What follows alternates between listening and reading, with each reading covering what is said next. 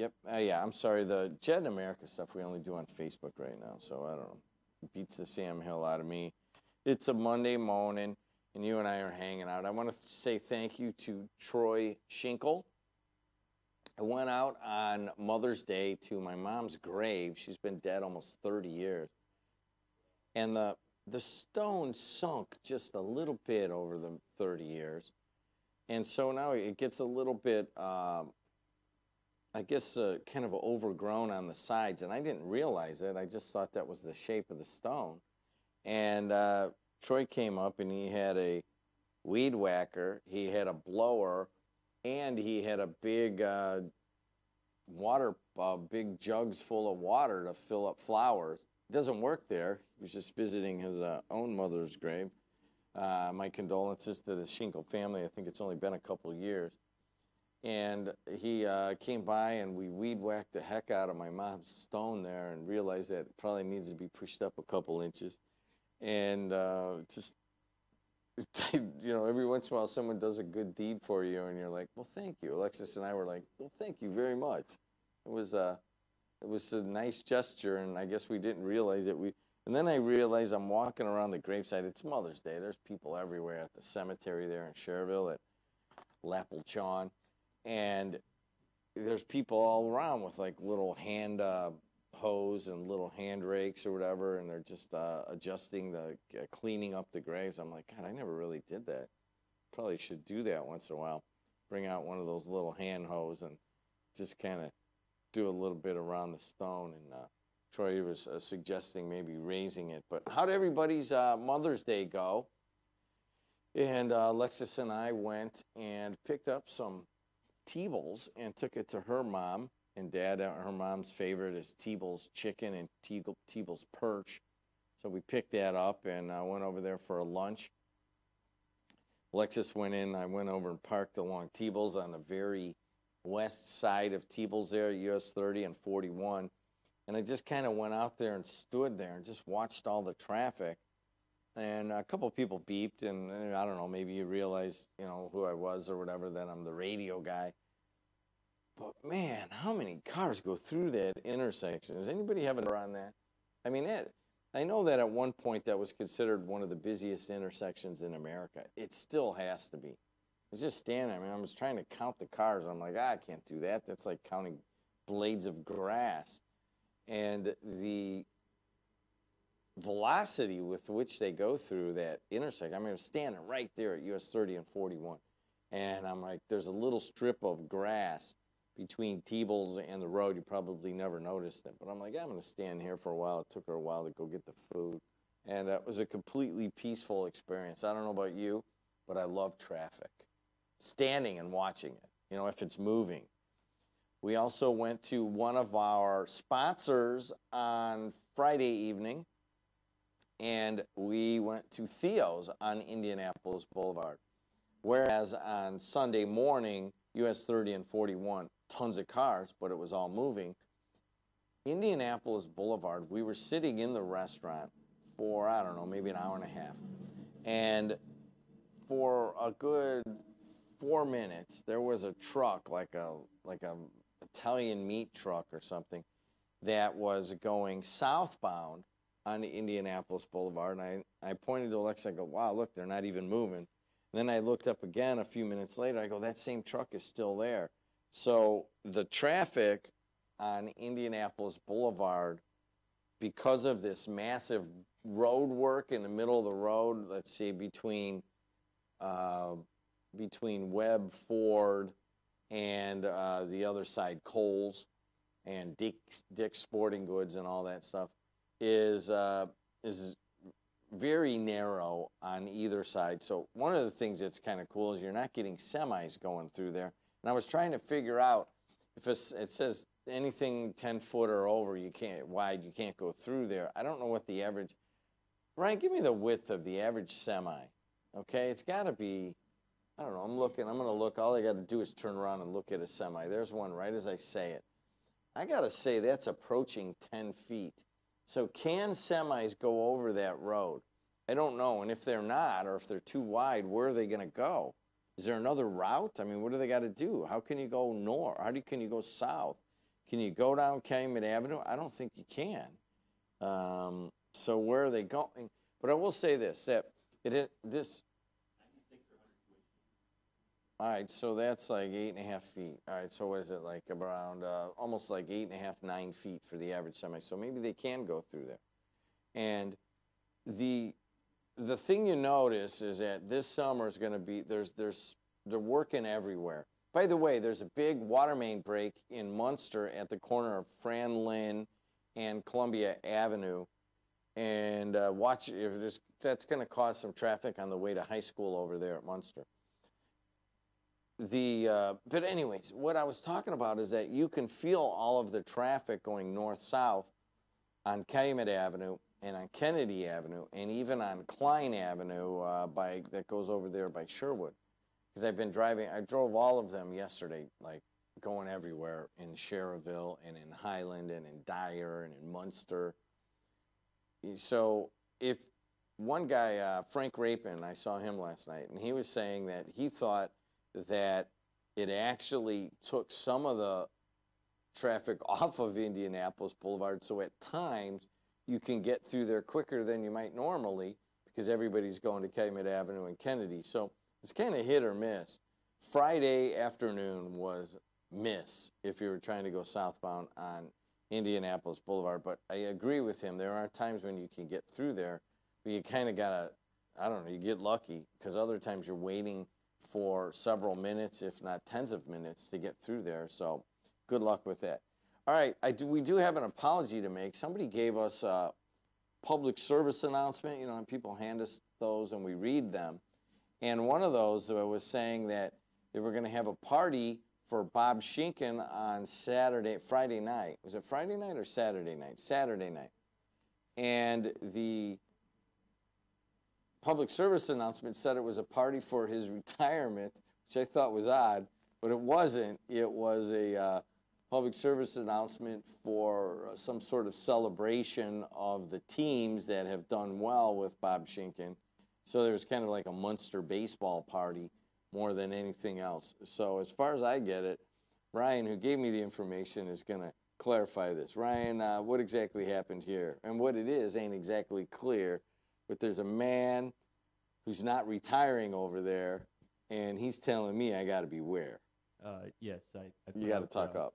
I was misinformed on a news tip that was given to me about a party on Saturday night that was for Coach Schinken. It was not a retirement party. It was for a celebration of a couple of teams that went to the Final Four for Munster baseball and also that won a state championship.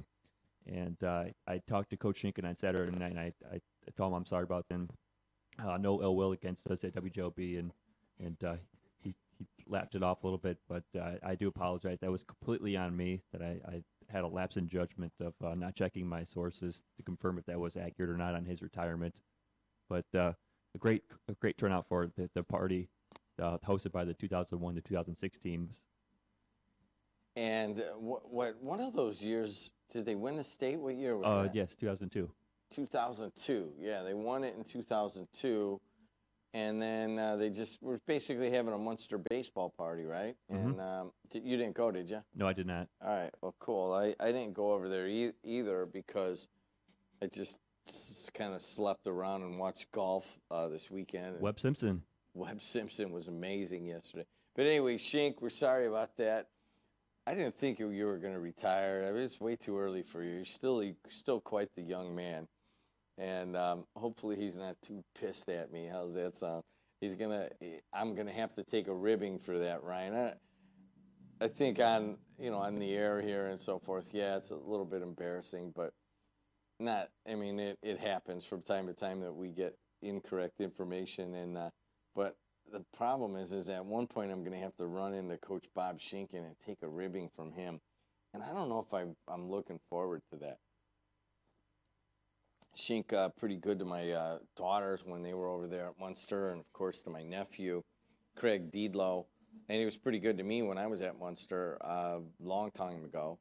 He was, I think, freshman baseball coach, or freshman or JV or something, and he eventually took over. I think maybe Dave Knish may have taken baseball for a little while, and then Schinken took it. So not a lot of baseball coaches there at Munster. Now that I think about it, how many head baseball coaches has Munster had, Ryan? Because Munster has only had 2 football coaches, John Friend, whom I played for, and then Leroy Marsh, who was an assistant for John Friend for a lot of years. He took over, and that's it. So now there has been no announcement on who's getting that job, although I'm hearing all sorts of scuttlebutt.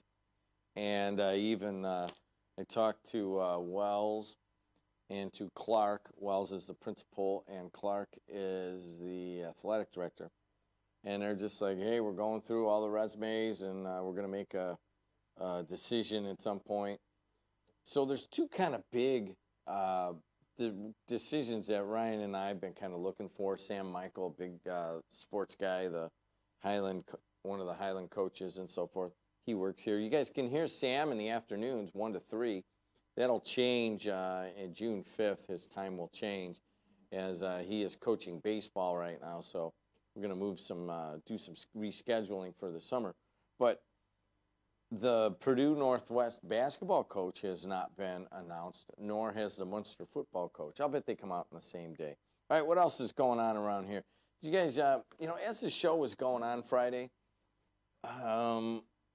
we were getting reports of big police activity in East Chicago.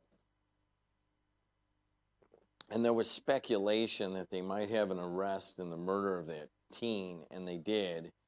And, well, here's how the Times says it. A magistrate Lake County criminal court judge signed a non-disclosure order Friday barring release of information in a recent fatal shooting of an 11-year-old boy at an East Chicago park. A 17-year-old EC boy was formally charged Friday in last weekend's murder of 11-year-old. All right, now I believe that according to the Post, they handled it the same way. The 17-year-old's identity and other details were not released Friday. So let's see, were they released Sunday?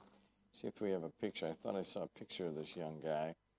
And what a horrible story, by the way, as they're... Well, anyways, I'll tell you, when you get to these murders of kids and kids murdering kids, I just let the Times do it. Sorry. The 17-year-old EC boy was formally charged. Prosecutors are seeking possible charges against others who may have been involved in David's death. That is David L. Anderson, an 11-year-old kid. He was playing basketball Saturday with friends at Nunez Park in EC when a fight broke out between 2 teenagers a few feet from him. David was standing behind one of the teens. One of the 2 boys allegedly pulled out a gun to shoot the other, which evidently is a newer form of conflict resolution. That person ducked, and the bullet struck David in the head. David's mother, LaTanya Anderson, told the Times Friday her baby is gone and he deserves to get some justice. Can you sympathize with her? All right, let's diagram this day for David Anderson, an 11-year-old East Chicago boy. All right, so he goes out into Nunez Park, right? And he's playing basketball, and 2 17-year-old boys get in a shoving match. And one of the guys just pulls out a gun, so evidently he was playing basketball with the gun in his pocket. And he pulls it out, and he tries to shoot the other guy in the head or in the chest or whatever, somewhere near the upper body. And the guy is fairly athletic, and he ducks. And the 11-year-old boy, who was playing also, gets shot right in the head. That's what happened. And I don't know any other way to look at this story. There it is. That's what the Times is saying, the facts and the Post and all of and some of the releases that I've seen from the EC police and so forth.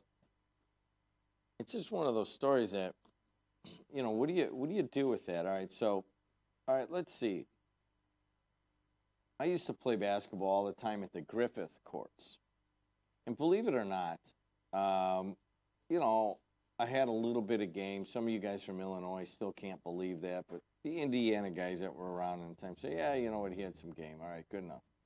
And so I'd go around and I'd play there. I played mostly at the Griffith courts. They used to play at Beach Park in Munster. There was a park in Cal City I'd go play. Once in a while I'd play over here what is now is MLK Park. And where were we playing? Sometimes play over here behind Gavitt High School. As a kid, I just remember always looking for basketball games. And it's not like now where you could get on AAU and you could go play all year round. You had to go find a basketball game.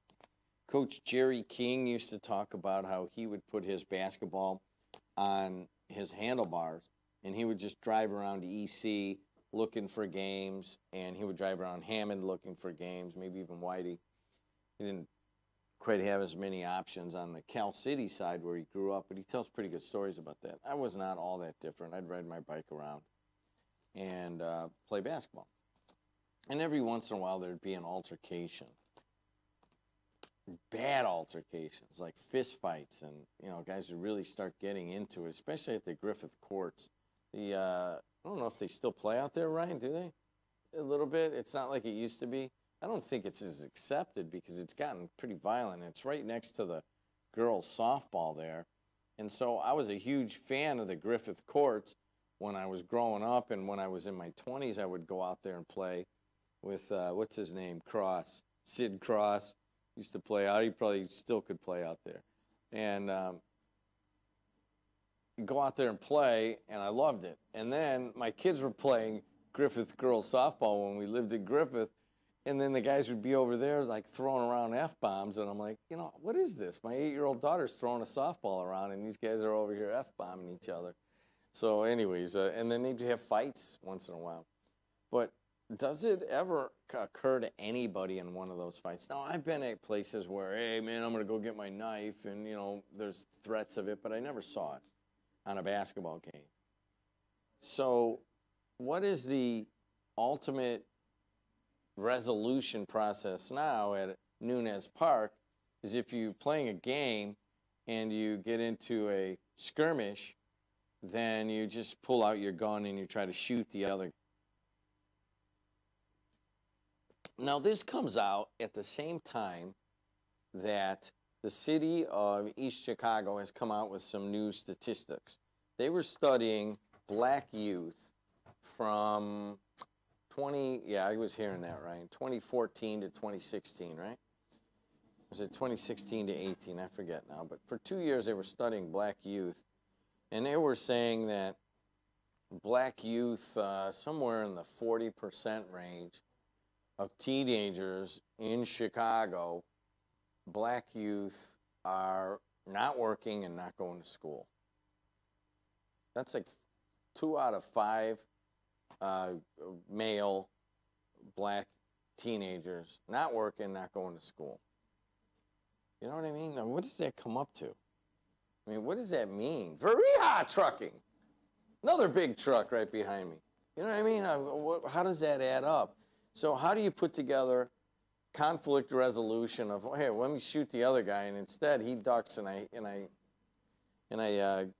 kill an 11-year-old. Oh, man. I mean, I just can't even remember the horror. And how do you link in Chicago 40% of young black teenagers are not going to school and don't have jobs? I don't know how you do that. There's a link there, though. Let's go to Big Rich with some traffic. Hey, Rich, how are you, man? Good morning, Jed. Happy Monday. Happy Monday on an 11-year-old kid. I finally had to deal with this story. But anyways, let's take a – how's traffic?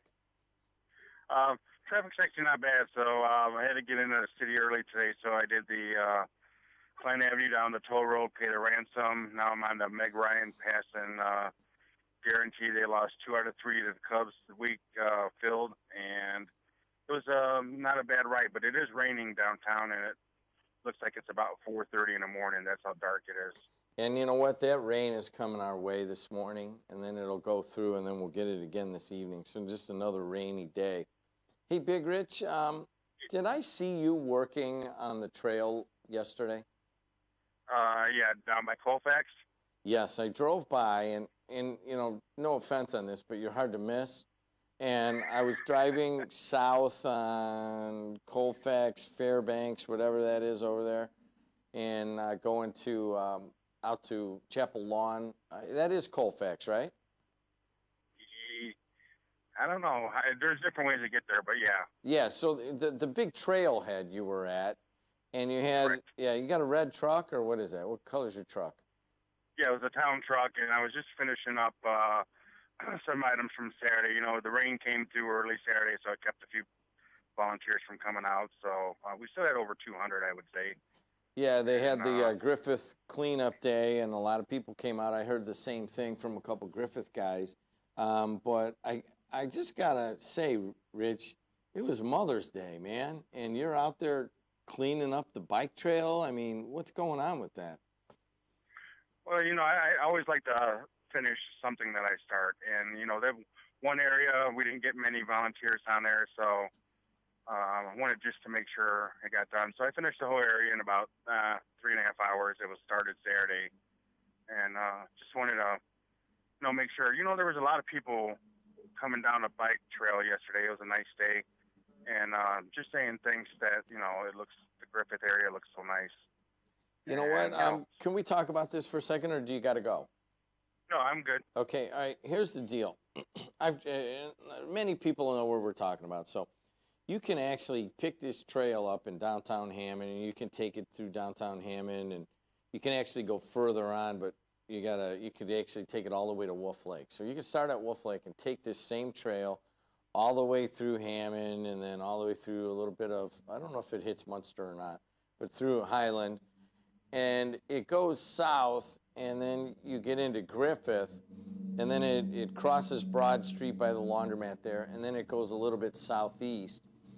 And then there's a trailhead, like a big place to stop, and long distance riders, like say from Chicago, they plan to stop at this trailhead, and that's where I saw Rich. Rich, it's always been a problem, though, to get from that over to the other trail, which is at Oak Ridge Prairie. And I noticed something yesterday. I did not know that it had happened. It looks like there's a new connector trail between the Erie Lackawanna and the trail that goes all the way out to downtown Hobart through Oak Ridge. Is that? I saw that thing. I've never seen it before. Is that brand new or what? Yeah, so it's newer. So there's one that reaches the Oak Ridge Ferry where you take the trailhead. There's a little area you go off, and you actually follow parallel with Colfax in the fence until you get to the train tracks, and then you cut over. You ride down the train tracks for a little while, and then you cut over into Oak Ridge Prairie, and so yeah, and then there's another one. Like once you go into Cherville, I believe you can turn left and then go through a new bike trail that may lead you to Hobart. I haven't been down that one, so I'm not sure if I'm correct on that. But Okay, there's quite a few little areas. So, all right, go ahead. It sounds like you got to go. I'm gonna clarify this for people. Thanks a lot. I wanted to say thanks for Ryan coming up.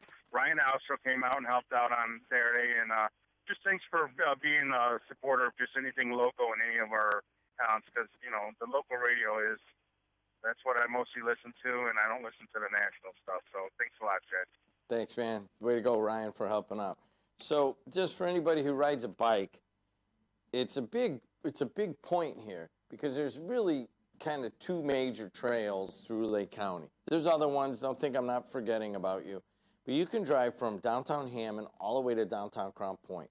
I do it all the time. I might do it, well, it's going to be kind of rainy today. I'm getting a little bit weenie as I get older. And anyways, you could drive that one. But there's also another one that basically, if you know where Oak Ridge Prairie is in Griffith, you take that thing, it goes directly east, and it's a great trail. There's a huge bike bridge over Cleveland Taft in Maryville, and then it goes all the way into downtown Hobart. Evidently, it may go past downtown Hobart. I haven't gone that far. I just turned around at Hobart. And I think it does keep going. So those are two main trails, and they were always close to each other but you couldn't, without going down this like nasty stretch of Colfax between the two, maybe about a half mile, there wasn't any way to get from one to the other. So there wasn't a lot of crossover. And like yesterday when Alexis and I were driving over there, I noticed like, oh man, that is a big deal right there. Because I've always, a lot of times have wanted to get up there and maybe go east for a little while. And I'm like, man, I'm not driving on Colfax. I don't know about you guys. If you ride your bike a lot, I don't want to drive on the road at all. I mean, I don't mind crossing the road. By the way, they did a great job at 45th in Highland Griffith there. Put in a brand new crossing light. It senses you as you approach. That was, to me, was the most dangerous crossing on all of that trail was 45th, because a lot of kids do that between Griffith and Highland High Schools. Anyways, I don't know, you guys don't want to hear just about the trails, but we really do have some amazing trails. Too bad they're only really usable about 4 months out of the year because we live on the tundra. Let's go to Mad Max, see if he was out there. Mad Max, you go out there Saturday and help out or no? No, I was doing something else. I've done it before, though, so what can you do? Time for the youth to take over. You know, don't you feel like that sometimes? I mean, there's certain things that you do, and you're like, hey, man, it's somebody else's turn to carry that. You know what I mean? Oh, definitely. No doubt about it. We got to get other people involved. Hey, that crossing at 45th Street, by the way, that thing's not even on yet. And that thing, I'll just tell you, is stupid. Why? They should have. First of all, they should have made it an overpass. Okay. Second of all, it's a simple, intuitive question. When you're going somewhere and you're driving down the road, at some point you're looking for a sign to tell you to turn somewhere. Where is the sign to tell you to turn placed? Is it placed before the intersection of which you have to turn, or is it placed right at the intersection? Well, you want it before. Well, exactly. So there's no warning before that crossing. You mean they got all this razzmatazz sitting right at the crossing. So by the time you get to that crossing, you're already there. Well, what he's talking about is that it's, and I was there when they were putting it in. I did a little Facebook Live video. It's a sensors. It looks like. There's no wait. I don't think there's any sensors there, bro. You, as a bike person, have to hit the light. Okay. You got to sit there and hit the button and wait for it to activate. Okay. Well, it talks to you. Is that working yet? At best I can tell, they don't even have power to the thing. Okay. Well, I was out there on a day they were testing it, and I came up and I thought maybe the guy had pressed the button. But they were testing it, and it said, hey, you on your bike, please get off your bike and walk across. Yeah, and, you know, that's going to work. Yeah, it was talking to me, and I'm like, wow, they really spent some money. It put at least it talks to you, and at least it stops the traffic. I mean, do you realize how many millions it costs to? I mean, it can cost a lot of money to build an overpass. I mean, that's a lot of money. Putting that crossing in has to be. Well, you don't need to do these super highway overpasses like you got in Hammond. I mean, you talk about overkill. You got all sorts of overpasses through the Chicago Park District system, which are like, you know, the wooden suspension bridges and this, that, and the other. And I get all this stuff. It's on the pipeline and blah blah blah. Well, no one's telling you to build the Golden Gate Bridge. Yeah, but I mean, just to build an overpass through that area, they would have to start it back about 100 yards in the incline coming up. Then they'd have to go over 45th, and it would have to be high enough for trucks to go under there because there's a lot of delivery semis going in. Then it would have to kind of turn a little bit to hit on the other side. I mean, the engineering on that, I mean, it would be very expensive. Now, I agree with you. They should have a crossing there. If there's anywhere else on this whole trail, there should be a crossing at 45th. But, I mean, I also know that that's going to be, I mean, that's in the millions of dollars. Is that where you want your money spent, on bike crossings? Well, if it's the safety issue they claim it is, then I would think it might be worth it. On the other hand, when I discussed it with these folks, because the guys from Highland ran it, when I had the discussion with them, I said, don't you want to put warning lights like 100 yards prior to alert people? I go, because where you've got them, you've already run over the bicyclist by the time you get there. Okay, so you're And saying there needs to be like a warning sign. Then you're going to stop the traffic. You're going to stop 4 lanes of traffic for one kid on a bike. Okay, maybe reasonable, except I go, where did all of this urgency come up to build this thing? Oh, it Well, was it's huge urgency. That was, and I've talked about it on the air, riding my bike through there. I go, man, someone's going to get hurt at 45th. Right? How many people have been hurt at that intersection? I don't know. Jimmy, in the last. Okay, you want me to tell you what it is? I got my pointer finger and my thumb together, making a circle. 0. Well, just nobody. Well, first of all, let's fact check Mad Mac because he doesn't have the greatest. But here's Jimmy, my point: is that that's all right you got to do? Town, brother. Okay, but all you got to do is come up to that thing on your bike and try to cross at 3:30 in the afternoon, and intuitively, it is a dangerous situation when people are going by at 45 miles an hour in both directions, and they're in a hurry, and they don't care about bikes around here, and you got to go from Highland High School to Griffith High School, and you want to get there in a hurry. There is a dangerous situation that was set up, and I was very glad that, I don't know if that was the town or whoever put that in, addressed that situation. It needed to be addressed. What are you saying? You're talking out of both sides of your mouth. Very poorly. Very poorly. All right. Hey, I gotta go to the washroom. So hey, quick question, though. Call me back. I'm Jim Delo, AM 1230, WJOB, 104.7 FM, the voice and face of the region. The voice and face of the region. All right, we got a real stiff topic coming up here. Men, are you taking Viagra or Cialis for ED? ED should not stand for expensive drugs. If you're taking Viagra, talk with your doctor about sildenafil. Now you could get the same active ingredient in Viagra in generic 20-milligram tablets for less than $2 each, saving over $30 per dose. Available at Vito's Pharmacy. Call us 219-228-7200 or visit us at vitоспharmacy.com. Vito's Pharmacy. You know the great thing about Indiana weather? You never have to wait long for it to change. All 4 seasons on any given day. So when it's calm, sign up for power outage text alerts from NIPSCO. And the next time Mother Nature is in a mood, we'll send you a notification if your power goes out, along with an estimated time you can expect it back on. Just go to nipsco.com/alerts. We'll keep you covered out there. JED's Garden Family Restaurant, located at the corner of Klein and Ridge, is Griffith's locally owned restaurant with a down-home feel and made-from-scratch favorites you will love. Open daily from 5 a.m. to midnight, JED's has you covered with breakfast omelets, salads, stir-fry, seafood, and steak sandwiches. In addition to our award-winning lemon rice soup, 4 additional soups are served daily. Along with our recently expanded spirits menu, Mondays are half-price margaritas, and Wednesdays are $1 off domestics. Mention WJOB for 20% off your order. We'll see you at JED's at the corner of Klein and Ridge.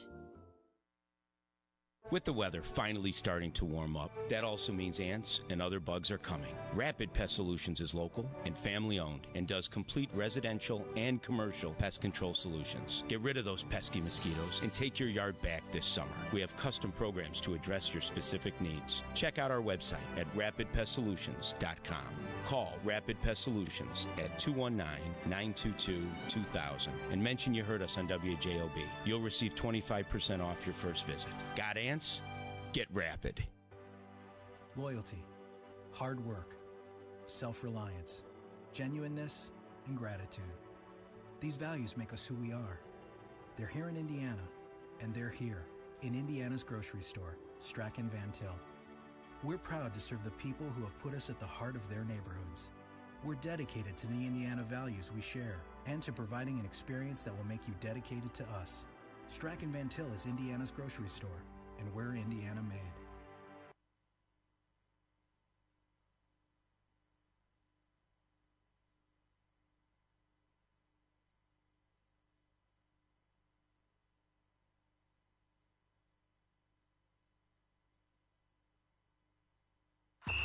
A pancake block or a QB sack. in the end zone for 6, or a goal line stand? Which way will the game go? Find out right here on the Boilermakers Sports Network.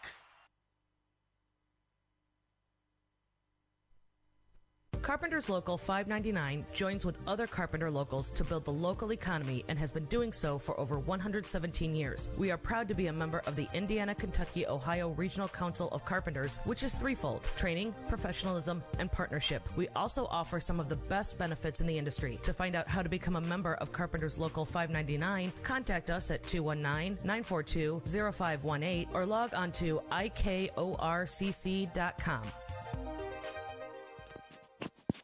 Hey everybody, what's going on? AM 1230 WJOB and 104.7 FM, the voice and face of the region. I'm Jim Diedlow. Let's take a look at traffic. Christina's going to put traffic up there in just a second. 294 around the city's looking good. 80 going east and west looks good. Bishop Ford, Dan Ryan, Skyway Toll Road, Bourne and I-65 are all moving along pretty well. You have some rain up in the city of Chicago that is coming our way pretty soon. And So what we're looking at right now is traffic's moving along pretty well, surprisingly, despite the amount of rain that's going on in downtown Chicago. In terms of the weather right now, let's call it, say, 56 degrees here at the Strachan Van Til Studios on the campus of Purdue Northwest. It's getting pretty dark out to the northwest, as if you're watching on Facebook, Twitter, or YouTube. And come in June, you're going to have a different option. And I'm just hinting at it, but we're going all in on the video. La, la, la, la. It's pitch black right now at St. John the Baptist School in, is that in Hammond or in Whiting? Somebody text me, 219-845-1100. Is SJB? SJB's in Hammond, I believe, yes. And, well, that's the northern SJB. If you say SJB and you're in, say, Cherville, then they think you're talking about, there's SJB, no, there's St. John Bosco, there's St. John the Baptist, and then there's St. John in St. John, right? Yeah, so there's three SJs, 2 SJBs, and if you're a Catholic, then you're always confused anyways, because you grew up understanding that the meek shall inherit the earth, and that the humble will bow before men, and that, you know, kick all of the merchants out of the temple. And then you walk around America, and then you're like thinking, wow, everybody's like into like making tons of money, and like if you make money, you should show everybody that you make money. And it's kind of anti-Catholic. So how do I hold this in my head? I'm supposed to try to make as much money as I can because that's what we're taught. And then we're taught in church that the meek shall inherit the earth. So I don't know what in Sam Hill's going on. But anyways, there's 2 SJBs in Hammond. And right now it's pitch black up at one of them. So the rain would be at like 8 a.m. to 7 to 9 this morning. And then probably like 4 o'clock-ish to sunset, which is late. SJE, that's what it is. It's SJE and SJB. That's how you delineate. But if you're in Hammond, you go SJB. Which one are you talking about there, eh? Anyways, thank you for Massos for clearing that up. The consummate Catholic. I went to the bathroom and had to undo myself, so I got to get redone here and put my earphone back in. Big truck! Right behind me. And let's take a look at what's going on the rest of the week. So tomorrow, another rainy day, a cool, damp, dank day, kind of like Saturday. Was Saturday like the worst day in May ever? Yes, it was. And but by Wednesday, a high of 74 and sunny. Clouds and sun on Thursday, and clouds and sun on Friday with highs right around 70, so not too bad. And then, of course, it gets to the weekend, and we've got some thunderstorms on Saturday and Sunday, so the lawns are looking nice. I fertilized yesterday, and uh-oh, there it is, starting to rain. Ryan, give me a phone call here. All right, wait, by the way, weather is brought to you by our good friends at Laborers Local 41, of which I'm a proud alum, and then traffic, which there's very little of, is brought to you by our good friends at Napleton River Oaks Honda. This segment of the show is brought to you by our good friends at RushRadioSurgery.com. Rush Radio Surgery is on the west side of Chicago, and they have the top-of-the-line medical professionals and the top-of-the-line equipment. And if you need a second opinion on a cancer diagnosis, just start at RushRadioSurgery.com and then call them, and they'll walk you all the way through it. Ryan, give me a number, 1 or 2. Let's go to Dave from Gary with the weather report. It's raining somewhere, David. Well, I'm going westbound on 8094, and right at Calumet Avenue, I hit a wall of water, but I'm just going to warn everyone, it's completely calm. There is probably 30-mile-an-hour gusts behind this wind, Jed, behind this rain, and it's coming right at the station. It is coming right out of the west, and I am just getting tossed all over the place. It was perfectly calm. Now I just hit a wall of water at between Calumet and Bernice Road going westbound. It's like, wow. And it just hit the truck. It just moved me over about 3 feet. All right, it's still, I'm looking at the trees. It is still deathly calm right here. And it's got to be any minute here, I guess, then, any second. All right, so we're getting a little drizzle, so I'll look for the wind to come through, too. But right now I'm looking at trees. Wow, it looks like nighttime right now. Yes, it does. I just went through that. Now I'm getting on 394 south, and probably a quarter mile, probably right at the quarry, there's another line, and it's pitch black. It's like, 9 o'clock at night. How do you like driving across the quarry? I love it. When I'm in my private truck, I zip through, but when I'm in my work truck, I have to take my time because it's a high gust area. It's a huge high gust area, and higher profile vehicles have to take their time. Yes, exactly. And I'll tell you what, I'm pretty much just kind of like doodly-do driving until we come to the quarry, and then it's like, all right, 10 and 2 on the wheel. You need to get both hands on the wheel. You're absolutely and you're just like, all right, don't switch lanes. Just get across the quarry, because you have a problem in the quarry and you get pushed off the side. It's like going into the Grand Canyon. There's not a lot of room there. Hey, and you're going through a lot of good stories there. But there's a story that I was reading yesterday, and my mouth was kind of hanging open. And I have to ask you, have you been to any good barbecues lately? What does that mean? Oh, you haven't read that story? Ryan's shaking his head. Was there something gross that I don't want to know about? Well, there's the woman that killed her husband killed her lover, and then she chopped everybody up and served them at a barbecue. Yeah. All right, yeah. All right, I saw vaguely that one. Yeah, I didn't know you were going there. I don't have anything to say about that other than this. You ready? Oh! All right, you're done. Thank you. That's Hannibal S. Lecter right there. All right, man. Thanks a lot. Talk to you. 219-845-1100. Let's go to Rick on line 1. Rick, what have you been doing? Is it raining where you're at? Yes, sir. Where are you? 7200 block of Holman. Okay, so how bad? Hundreds of rejected registrations. All right, I'm hearing Just that in the back. barely. What's that? Just now starting a little bit. Oh, okay. So what's going on, man? Yeah, I was listening to you talk about that shooting in EC. Yeah. This goes on every day somewhere in this country.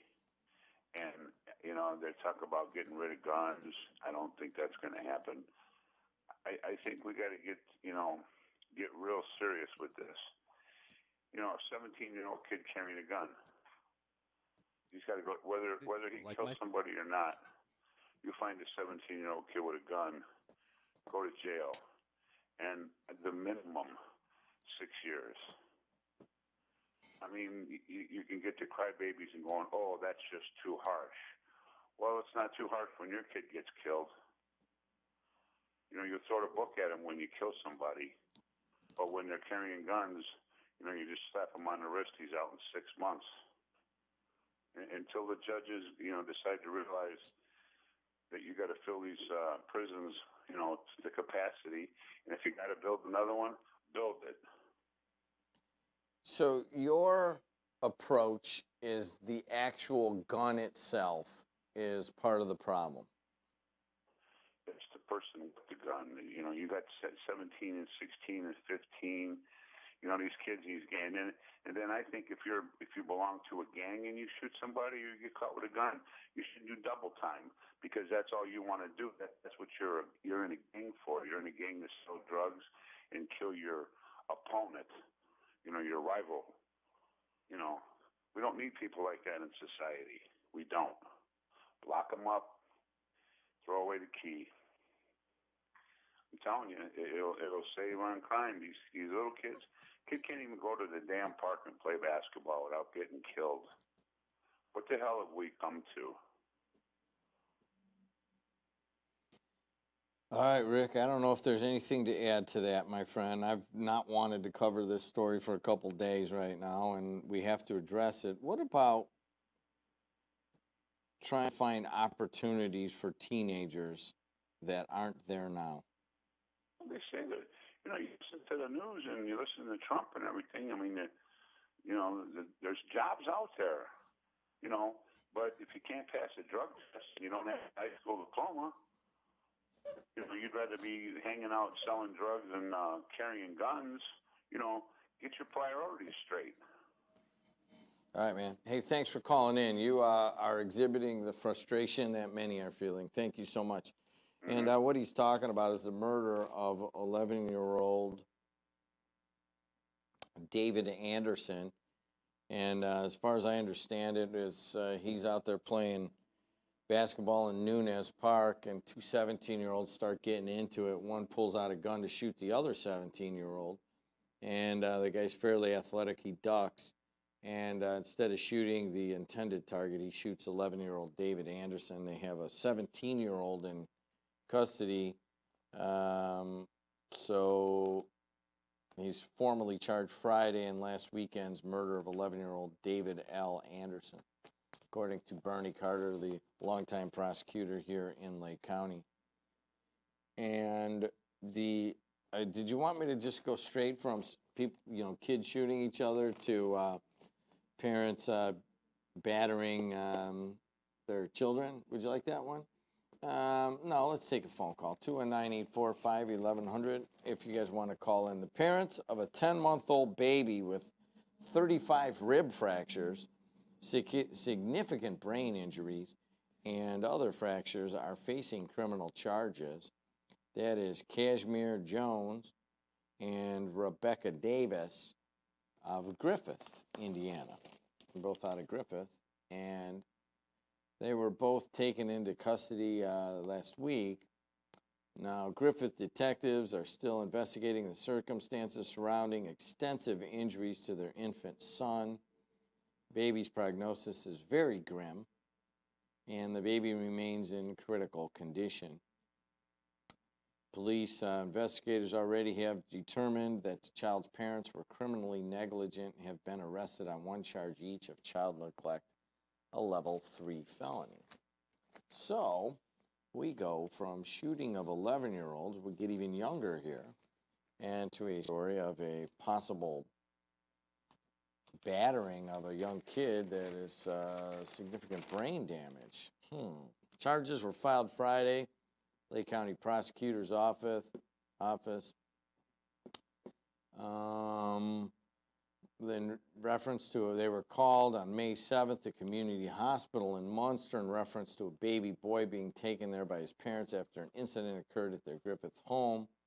While the child was being examined, Munster Community Hospital staff determined the child needed to be transported to University of Chicago, the level 1 trauma unit up there, due to a number of injuries throughout the child's body. A probable cause affidavit states that an examination of the child revealed 35 rib fractures of varying ages, significant brain injuries, fractures to both proximal femurs, and blunt abdominal trauma, and extensive retinal hemorrhages, eyes. He was also reported to have multiple subdural hematomas as a result of cranial rotation indicative of shaken baby syndrome. and bruising consistent with being grabbed.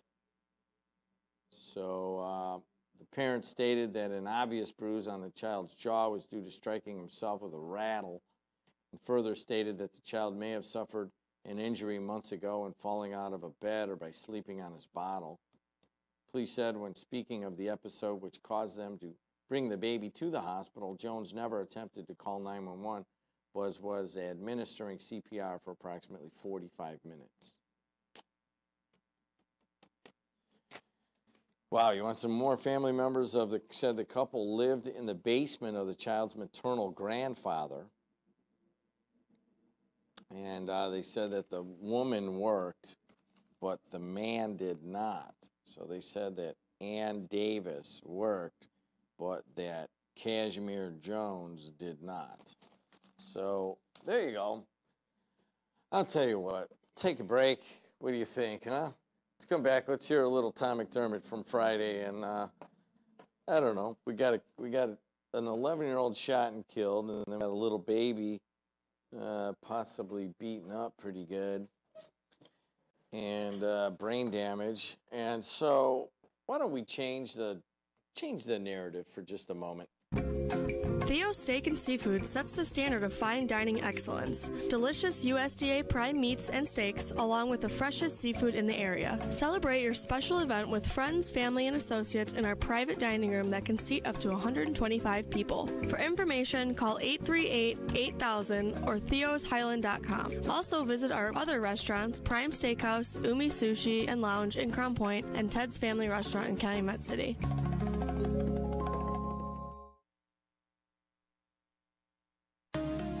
Come out to Napleton's River Oaks Honda during the Honda Memorial Day sales event and save big on all new 2018 Hondas in stock, including Civics, Accords, CRVs, and Pilots. This weekend only, the first 25 customers get a free smartwatch with a test drive. Come find out why you always get our best deal at River Oaks Honda. As always, Indiana residents pay Indiana sales tax right off 8094 on Torrance Avenue or online at riveroakshonda.com. Second done since 1931. Must be 18 years or older with valid driver's license. Limit 1 per household. No purchase necessary while supplies last. Now, up to the tap, Mr. Fun! Johnny's Tap, now serving a variety of local beers, including Three Floyds, Byway Brewing, New Overfalls, and Zorn. That's it. I'm listening to the voice in my head. I'm thirsty and I want to watch baseball.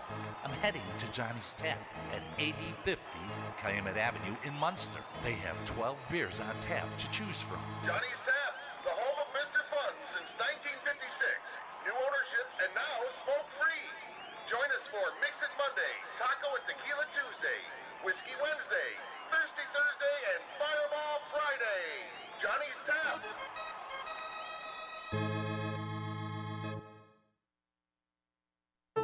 Hi, this is Ellen from Quick Scripts Pharmacy, and here is your countdown of the top 5 reasons to switch your prescriptions to Quick Scripts in 2018. Number 5, your hometown pharmacy just got bought out by a 3-letter big box chain. Number 4, you go to your pharmacy and don't recognize anyone. Number 3, it takes 3 weeks to get a medication you ordered yesterday. Number 2, they no longer take your insurance and you just found out after you left the emergency room. And number 1, you just really love our staff at Quick Scripts. Wishing you a happy and healthy 2018 from our Quick Scripts family to yours. Stop into any one of our 3 locations serving Chicagoland and Northwest Indiana today.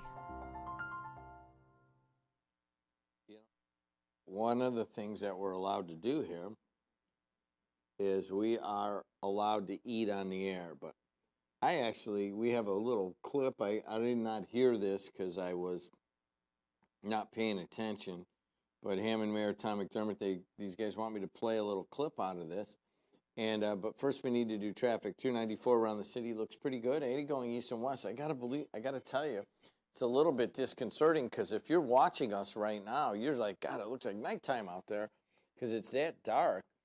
And it's the traffic around 294 is getting a little bit tight between Cicero and the Stevenson.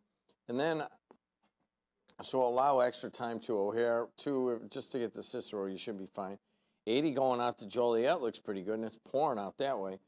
The Bishop Ford is starting to get bad as you approach the merge and on the southern end of the Dan Ryan. So we're getting to the point where you might have a watch the Bishop Ford out there. But once you got a little open spot from, say, 85th on up to about 45th, 47th, and then it gets bad going into Jane Byrne. So we're starting to get the traffic on the Bishop Ford and the Dan Ryan pretty heavy. The Skyway and the toll road look good. So does the Borman, I-65, US 30, and Klein Avenue are all moving along pretty darn well. Thanks a lot to Napleton River Oaks Honda for proudly serving Northwest Indiana from their location right there on Torrance Avenue. And then what do you have in terms of the weather? You guys can see it right now. It is a nasty day. We've got reports of hail. Where was that hail report, Ryan? Ryan, where was that hail report? In where? Glenwood? Yeah, in Glenwood, we've got hail. That's on the Illinois side. And I don't see hail here outside the WJLB studios, but it doesn't mean it's not happening around Hammond. If you got any bad weather or whatever, call us at 219-845-1100 or text to that line also. And what do you have? Have you written a book? Learn how to get it published and potentially sold online and at bookstores. Call Page Publishing now for your free book publishing kit, 800-470-4833. Excuse me. All right, let's hear McDermott and let's watch it. Here we go. Like my son should have been able to register to vote and vote in the primary. Check out the federal voter registration form versus the state voter registration form. Yeah. It's a joke. It is a joke. And you know what? Every election, on the election board, Mayor, we get hundreds of rejected registration forms. It's an obstacle. Yeah. They don't. Indiana doesn't want you to vote. So like when people complain to me about turnout in Indiana, there's a number of things. I was talking to my nanny the other day. Okay. I said, Shirley, don't forget to vote. It's election day. She says, Tom, I don't vote in primaries. I said, why? And she says, I'm not a Republican. I'm not a Democrat. I feel really uncomfortable identifying myself like that. And I was like, well, Shirley, you're not alone. I know there's a lot of people that feel that way. So when people ask me about voter turnout, I don't give a crap about voter turnout. I really don't care. Like, we should make it's not my job. It's Indiana's job to make it easier, and they don't. They make it harder. So don't complain to me about voter turnout. I'm going to take the rules as they exist and make sure my candidates win. And there are things like open primaries where you can have, in some places, in some states, you can have a Democrat running against a Democrat in the general. Right. And they're the top two vote getters. Or a Republican against a Republican. Or you could say, okay, if you're just a regular voter, I'm going to vote in the Democratic side for this race, and I'm going to vote in the Republican side for this race. There's states that do that. Absolutely. Not Indiana. Not very Indiana doesn't want you to vote. So, like, don't ask me about voter turnout. They don't want you to vote. They want to keep the supermajorities. They want to keep it. They don't want people voting. They especially don't want Democrats voting. Come on. So don't ask me about voter turnout. I'm just going to take the rules. All right. Two things. We'll get to McDermott, but right as that was ending, it feels like somebody is throwing rocks at the roof of the Purdue Northwest Commercialization Center here on Indianapolis Boulevard, because it really is. If you guys watch Harlow's show in the afternoon fix, it looks like Harlow's show in November. He starts his show and about 10 minutes later it gets dark, and that's exactly what it looks like. You can watch it. And Christina, can you take the robotic camera, and I'll come over here and let's get a good look at this. Zoom in, and you can see just an incredible weather event. Zoom in on me over here, and you'll be able to see an incredible weather event going on as it's pouring, and I can see the white hail laying on the sidewalk now, and people are slowing down on the boulevard pretty pretty quickly, and it's just a big hootenanny outside right now. If you're out there driving, it's probably getting close to one of those where now I see the wind he's talking about. All of a sudden, all of the trees are just going crazy back and forth. So kind of cool to have this the video portion of what we're doing. I love storms. I don't know about you guys. One of the things when I was a kid is love to sit in the garage and just watch the storms and just kind of hang out with them. Or even now, if it's really storming, I'll go out in the garage and just sit out there, and this is one of those storms coming through. And then once this clears out in an hour or so, we should have another wicked whip this around dinner time tonight, but you might get a little break in between. I don't know about you guys. I fertilized yesterday, and I was hoping that it would rain a little bit to take it in, but this is not at the right time. Everybody's going to school, and some kids got to walk. I mean, we get all these kids that walk right by the station here. I haven't seen them yet, but I'm pretty sure they don't have any other option. They were walking when it was 0 degrees out. I got to believe they're going to arrive at school all wet today. And amidst all of this, there's a big truck. All right, let's see how Michael's doing on line 2. Michael, how you been, man? Hey, Michael. Hey, Jim, how you doing? What's going on? The same moment that you said that it was hailing in Glenwood and you didn't see any on the Indiana side, it started hailing in Munster. How bad? How dark is it, man? Is it just right here? Or is it dark like this everywhere? It's really dark. I could not believe that it's actually past sunrise, and it was still as dark as it is. Yeah, I mean, it literally looks like it looks like nighttime out there. Yeah, there were pretty big size hail over here in Munster. I don't know if there's any damage to the cars that are parked outside, but it's pretty bad. It was bad. It stopped now. It's still raining hard, but the hail at least stopped. You know, one of the things you got to worry about in Munster is that they have that. I'm guessing they were just going to wait till this morning to fix that big water main break at Franklin and Columbia. It was just pouring out of there, and this does not help their situation. This kind of rain right now to fix that thing, you know. Yeah, I don't know if they're going to be working. They might be delayed a few hours. Yeah. All right, man. Thanks a lot for calling in. Anything else? How's your day going? Good talking to you, Jim. I was just getting started. All right, man. A water main break has occurred in the area of Columbia and Franklin. Teams are working to address the problem. They estimate that repairs could take 1 to 2 days. And you know where this is? You know where People's Bank is at the corner of Franklin and Columbia and Munster? Alexis and I drove by that thing, I think, 4 times yesterday. We went out to her mom's house and her dad's house, and then we went out to my mom's in Cherville, the cemetery. Once again, want to thank Troy Schinkel for he's like this guy just like roaming around the cemetery, and he's got a big weed whacker, and he's got a big blower, and he's got this big tank of water. So when Alexis and I are going to put the flowers in on my mom's grave, and she's like, where are you going to get the water? And I looked, and the old pump that used to be there isn't there anymore. And I'm like, I don't know. And it was like a guardian angel of Troy Schinkel, 1981 grad of Gavitt, shows up. He goes, oh, you need some water? Turns on, he brings this big tube out, and he pumps it, throws some water in there. He's like, hey, man, you want me to, you want to help maybe clean up your mom's grave here a little bit? I'm like, all right. So I got the weed whacker out and blew all the stuff away. And so I very much appreciate that. It also made me realize that once in a while you got to take a little hoe out there. But anyways, we went by this thing a couple of times, and at Franklin and Columbia, now I've worked on these water main breaks before, and you can tell when one is bad and that it's at a bad spot. Like if you have a water main break on kind of like a residential road, and it's like in the middle of a water main. It's not like by a catch basin or anything. You know, you can just rip the street up real quick, and you can go down there and you can just cut it on both sides. And then you can put a little clamp in there. And I mean, it's not easy, but it's easier than the one at Franklin and Columbia, which is near a catch basin. It's got some pretty funky curb work in there. It's a curved curb, if you know what that is. And those are hard to put in, so they're probably going to have to rip up that curb to get down at that water main.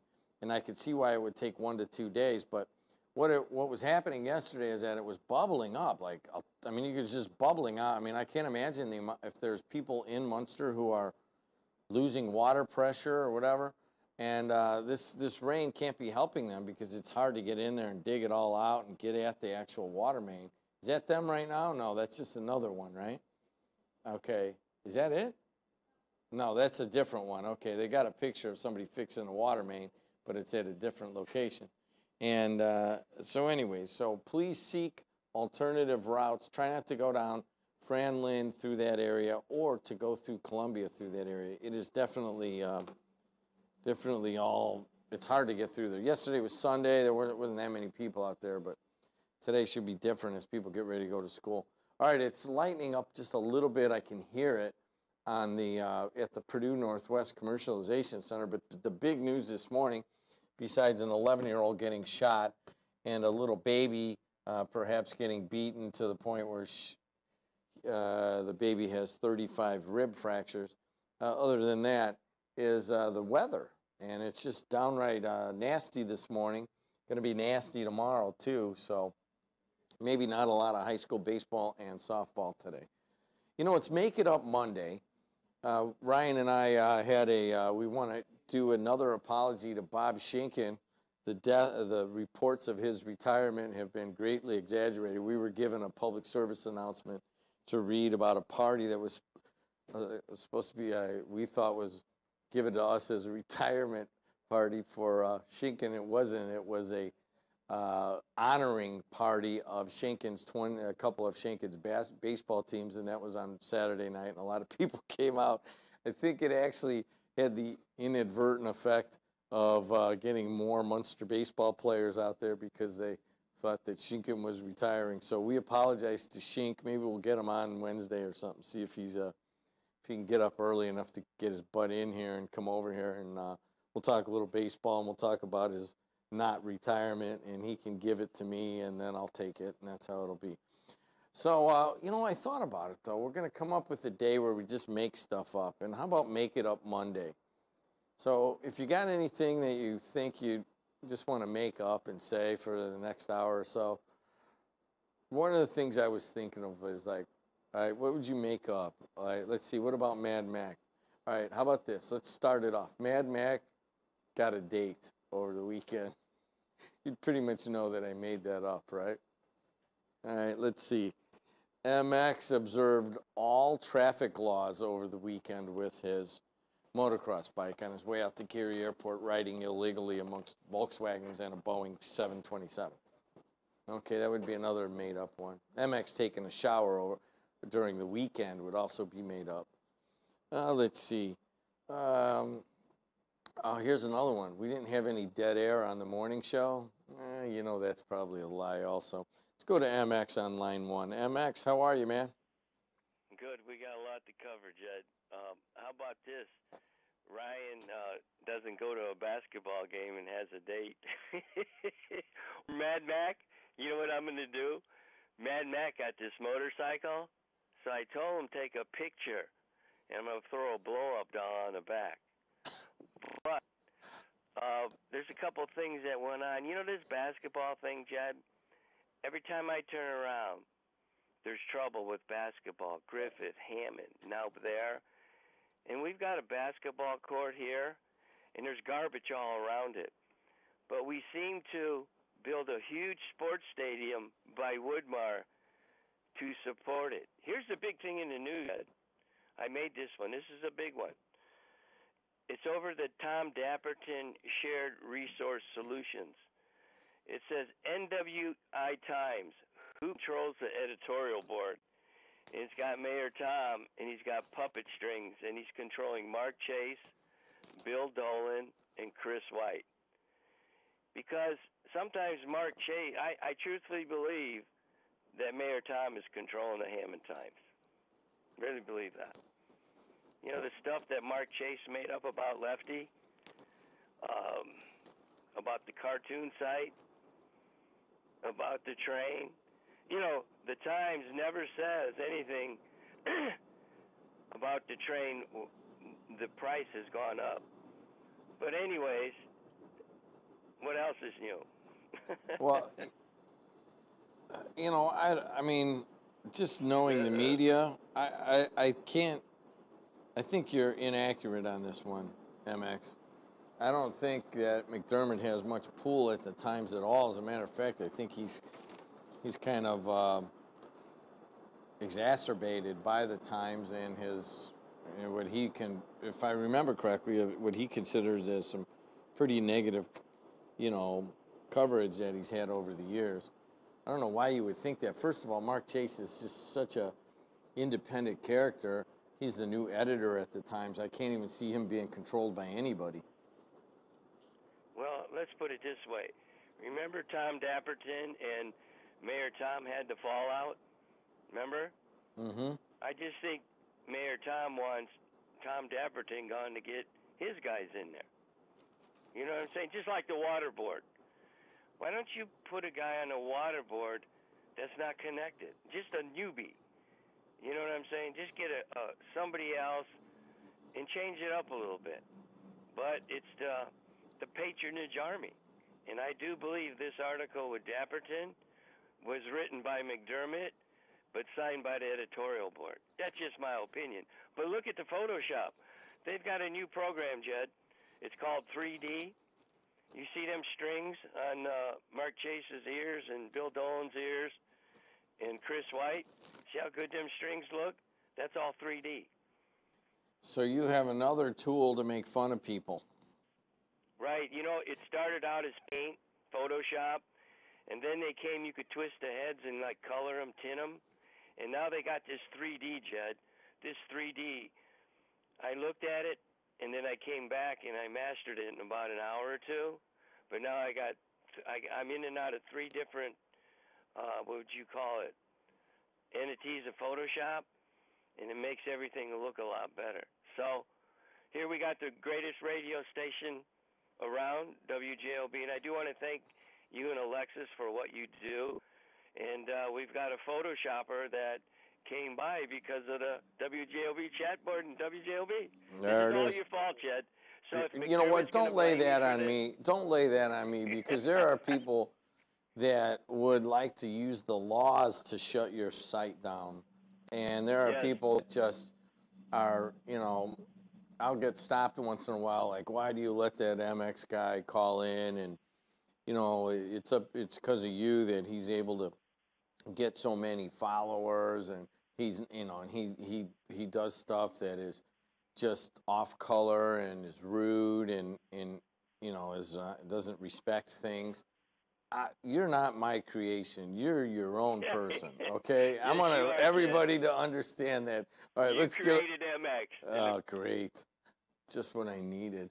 You let a guy talk, and next thing you know, he's the problem with MX. If you wanna, I don't know if it's a problem, but the reality of MX is that he is really talented, and he kind of sometimes is a little off and just flat out weird, like Mad Magazine weird.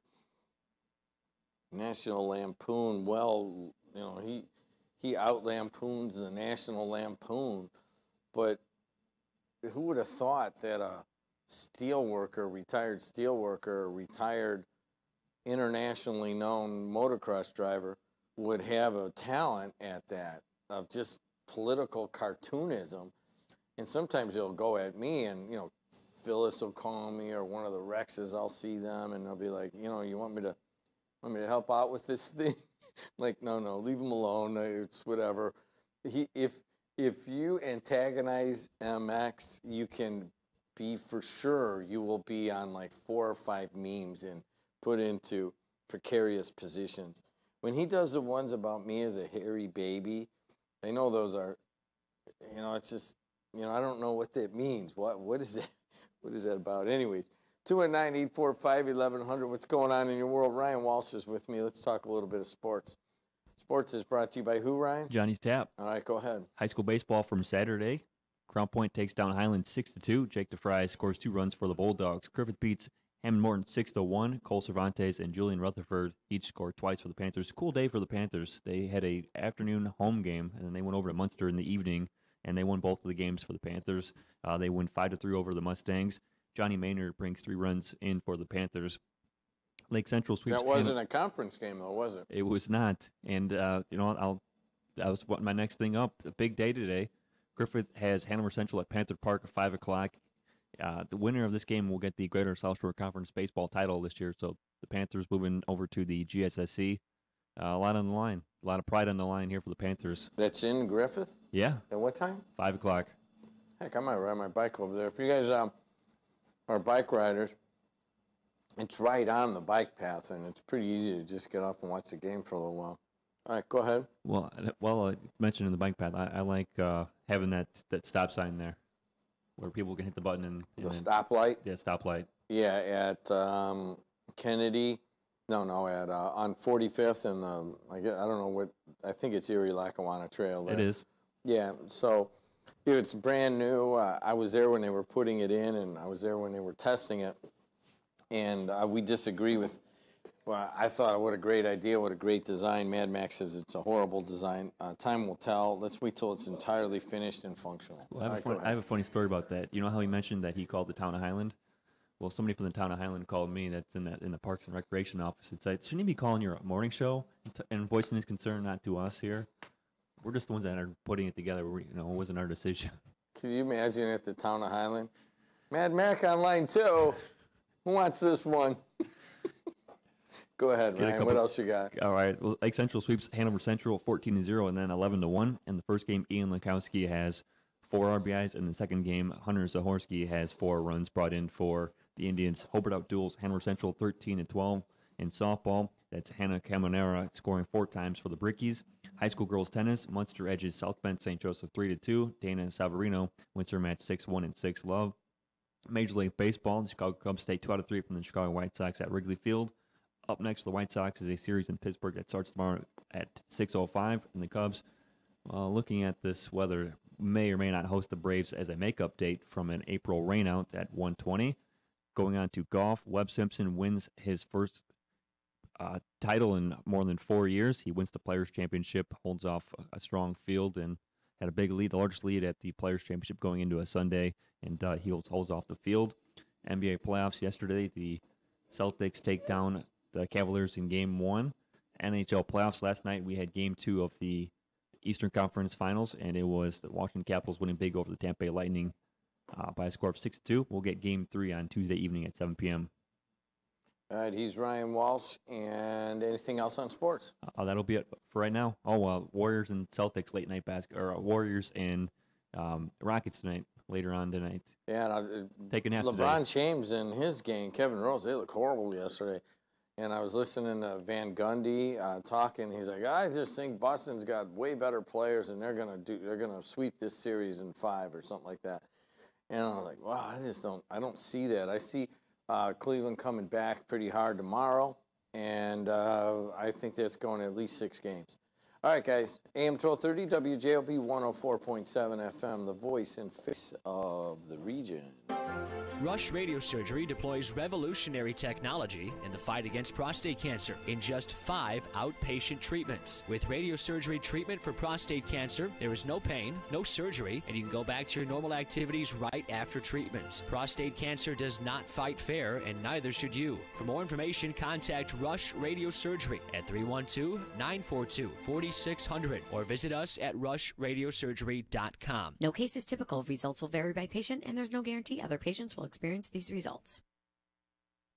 When you're in the dark, where do you turn to find a trusted professional who can assure the safety of your home or business electrical system? Certified Electrician is here to help.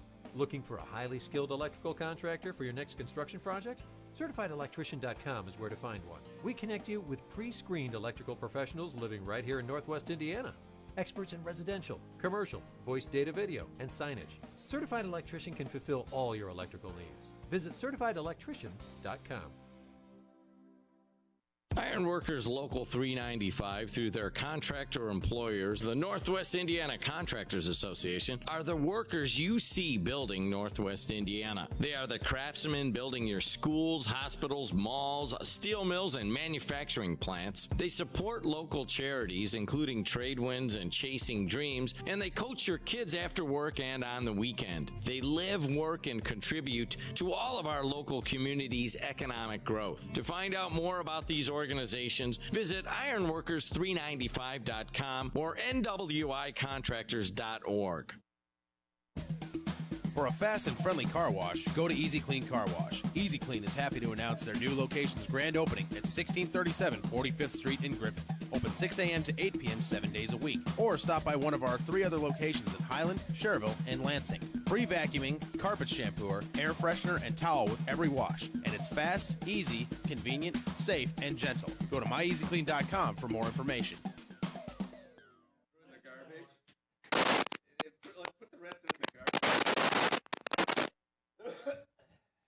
Good morning, everybody. AM 1230 WJOB in Hammond, Indiana. Trying to get Kim over here to sit on the WJOB Studios radio table, and it smells over here. It smells like Get the baby wipes out. smells like Harlow and Tony. You guys need a little bit better hygiene, both of you. Okay. By the way, Harlow is back. He had his brain surgery, and you can hear him today at 4 o'clock. And you could smell both him and Tony right now if you were sitting right next to me. Look at you. I mean, cleaning lady. This is a great time. You really planned this out well. I sat down to do the show, and I'm like, I'm not doing that with that slight buttered popcorn smell over here, except I know it's buttered popcorn. It's like, I ain't even going to say it. I was going to say a word. It's a nice crowd smell. How many people are eating their breakfast right now? Like, oh, come on, man. You know, what's that, that like smell? It's like kind of like butter. But Hey, why don't you come down here and do this one over here, too? There's schmutz everywhere. Do your own. That was clean. It's a clean wipe. Do your own schmutz. Get schmutz. Hey, Jim, you got a little schmutz on the end of your nose there. Schmutz. Who uses that? I do. That's great. Use the word schmutz. If I start using that, everybody will know that I've stolen it from you. Yeah. Add it to the list. Hey, why are you here so late? It's raining. I don't know. I didn't want to get out of bed this morning. Either did I. I was having a little trouble with it. I figured out that I've been getting up at 4:30 for 30 years. Yeah. Just the fact that you're doing something for 30 years is kind of, in and of itself, scary. There's a couple things that come to mind that I've been doing for 30 years that don't need to be mentioned here, but bring it up anyway. I don't want to wake up at 4:30 for 30 years, man. And then on the weekends, I woke up yesterday at 3:50. I started getting a little anxious about what I was going to talk about on the show, and then I realized I didn't have one. Hey, 294, I got backwards. It's tomorrow, not today. Hey, Cicero up until the Stevenson is pretty heavy on 294. And part of that has to do with the weather, and part of that is just a lot of people are driving, but no major accidents. And 80 going east and west looks pretty good. Now, the Bishop Ford is okay all the way up to the backside of the Steel Bridge, and then you will have some red lights and a garbage dump. That's making a ton of noise over there. Hey, it's schmutz all over the place. And then it's bad on the southern end of the Dan Ryan. So Bishop Ford, Dan Ryan are tough going into that merge there. And the Skyway, Toll Road, Borman, I-65, US 30, and Klein Avenue are all moving along pretty well. Does that look like a household accident waiting to happen? There you go. And yeah, just what we needed, another light. Yeah. Napleton, River Oaks, Honda, proudly serving Northwest Indiana from Torrance. All right, what do you have on the weather? As you guys can see, it's raining out pretty hard, and that might continue for another 45 minutes or so. The high is 82 today, so you've got a really sticky, rainy day coming our way, but the afternoon thunderstorms could be severe. The ones this morning are severe. And then tonight it gets down to like in the 50s. And then tomorrow night it gets down into the 40s as you get a high tomorrow in the mid-60s or so, and cooler with a heavy thunderstorm. But tomorrow we actually might get little bits of sunshine. And then the rest of the week, some sunshine on all of the days. Wednesday, rather cloudy with a thunderstorm. And then on Thursday, a shower and thunderstorm hanging around. But within it's almost like Florida weather, where it could rain for a while and then the sun could come out. And then by Friday, beautiful with clouds and sun. So kind of clouds and sun all week long and possible thunderstorms rolling through. He's Bill Baker. He just comes in for one heck of a morning to hang out. How you doing, Baker? Jimmy, I'm doing well. And yourself? Hey, happy belated Mother's Day to everybody out there. Big deal. Every day's Mother's Day, and that's the hardest job in the world, in my opinion. How's Sandy doing? She's doing well. Thank you for asking. So, Sandy. Glad you remembered.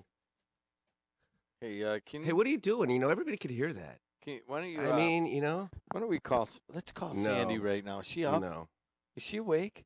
No. I remember your number from being a kid. Yeah, they changed it. They did not. Now I know you're lying. You know, speaking of lying, we had a mistake on Friday where we had a public service announcement that said there's a retirement party for Shinkin, and he's like, I ain't retiring. What are you talking about? So it was you got an incorrect note to us. Well, at least it packed the house then. A bunch of people, came out to see him. It's like going to your own funeral. Yeah. Hey, it was thanks for your help and everything you've done. What do you mean? You know, he's you know, like somebody dies and like, oh God, I wish everybody would have just kind of come around him when he was still around. That actually happened to Shink, and everybody thought he was retiring. Way to go, D-Lo. Another fake news. Fake news. There you go. I thought you defended against that all the time. There you go. Fake news is a political statement, is different from like poking fun at. You know what I thought? Since you and I are here, maybe we'll just do Make It Up Monday. Just, come on, we'll just make stuff up about people, okay? Just pick any person. No, see, that's mean, because we could get really bad. I mean, there's some people out there that have positions of authority that we can slice and dice them 83 different ways. Oh, come on. All right, so last Tuesday was All Women's Day here. Did you hear any of it with Roxanne Paulson and I did. With Verly Suggs, Roxanne, Jackie, and Jackie Sutton? Michelle. No, it was Jackie. Well, that was funny. Yeah. Think Jackie Sutton's hot? You're terrible on that, even with Gloria. I mean, you know, Gloria is like a elder stateswoman in the area, and you're talking about how hot she was. I worked here in the mid-'80s, okay? See how I changed the subject there? No, this is that subject. Okay. And I would go to these press conferences, and there would be this loud, not loud, but very direct woman who would just continue to ask questions. And she and I would talk. She doesn't remember it as much as I do, but I just remember her as being very pretty and very kind of elder statesman. And so, I mean, you got to give it. I mean, she's old. Tell her she was hot, because she was very hot. All right? And she still is, just And in a she different still way. is, I just mean, in a you're just different doing way, it yeah. wrong. Why don't you stop me? You weren't going to rescue me, Baker? Yeah, why don't you just look at the paper again? I'm looking at these premium long stem dozen roses they had yesterday at Strachan Van Til. I got some of these. They're sitting on my mom's grave right now. And these were amazing roses for $12.99, all different colors in there. And I don't know if they're still available, but if they are, just go pick some up, man. That's about as good a buy as you're going to get. And you get a dozen rose bunch for as low as $9.99, but the premium long stem dozen roses are $12.99. He's Bill Baker. It's Make It Up Monday. If there's something you want to make up, now's the time to do it. That's not good. You shouldn't do that if you have this radio station make stuff up, even if it's a joke, because, you know, then you replay it and people don't know. I mean, you don't label things. You don't do really anything from the standpoint of putting it out there for posterity's sake. So it's going to come off as being incorrect. How about that? Now, come on. We could do simple stuff like. No, there's nothing you and I do that's simple anymore. All right, let's take Roxanne Paulson. She was on here Tuesday, so now she's like a public figure. We could do that. Oh, to yeah? her, right? So let's see, right? What did she have to say? I didn't watch any of it. Why not? Because when I leave, it is very important that I disengage from the radio. Oh, really? So you never like watch or listen to any of your shows to get a critical eye, or at a different moment or perspective to see how you handle it to try to improve, practice, if you will? I'm sorry. What were you saying? Could you repeat that? I wasn't listening. Oh, that's right. I forgot. You're retired. Hey, it's 8:20. I'm going to go take a nap. I'm going to go work out, man. I'm going to go work out at the breakfast table. 7:39 in the Calumet region. You guys got something to say, call us at 219-845-1100. We'd love to hear from you. Let's make it up Monday. All right, let's see. What about the Sox Cubs? That was fun. No, it wasn't. Well, it was terrible weather. Terrible weather and terrible games, except yesterday was a good game. Yeah, why? Because the Sox won? No, it was just closer. I mean, every time you turned it on, I don't know what happened to the Sox pitching, but that one guy, Contreras, hits a grand slam in the second inning, or maybe it was the first inning, and it was 5-0. Who wants to watch that? And I turned it on again. I think it was like 8-2 or something. Those aren't games.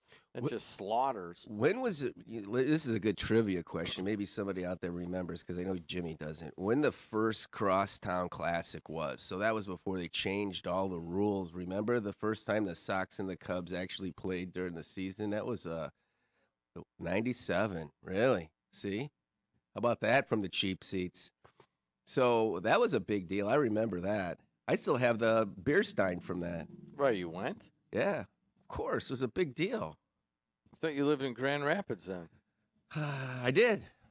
So you drove home from Grand Rapids to go to the Cubs-Sox game? I think so, and I think it was before 97. I mean, that might have been the first was a regular season, because this was old, because the beer stein was one of those plastic ones that had kind of like the label in between the two levels of plastic, and it was white, and it was a big, tall stein.